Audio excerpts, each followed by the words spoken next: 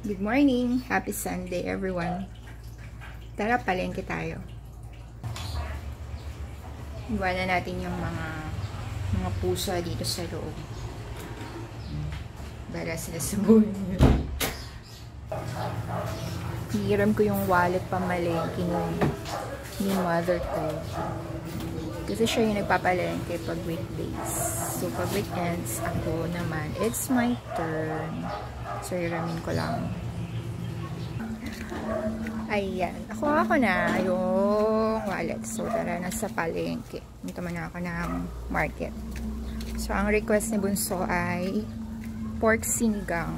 All-time favorite sa bahay ang sinigang. Kailangan yung maasim na maasim.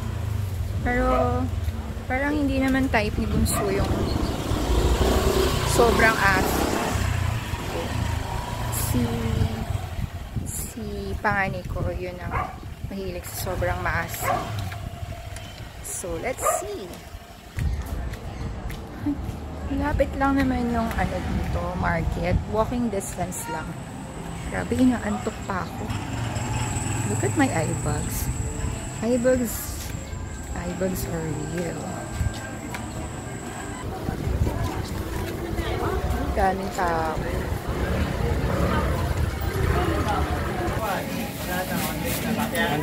Dali na, Sen! Grabe, init. Ate, ganito talaga to, hindi nakatali. Nay, pili ka lang, be. Ah, okay.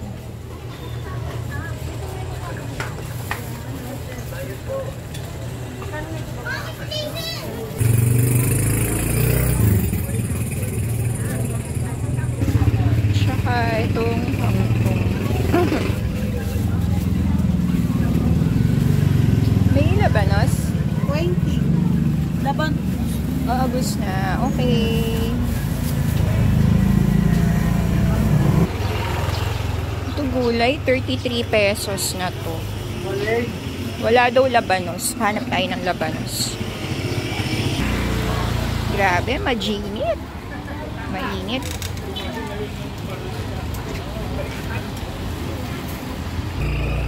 Yan, dahil masipag tayo magdala ng payo, mas importante ang cellphone. Pawis-pawis na naman.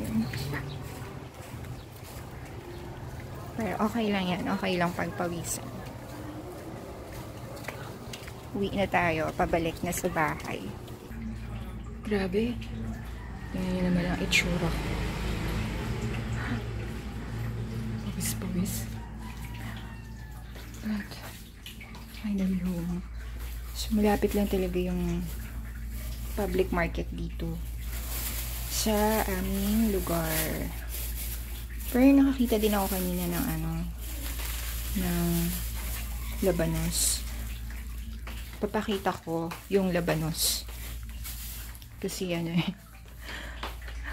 so, mahal talaga yung gulay ngayon. So, labanos, where are you? Ito siya.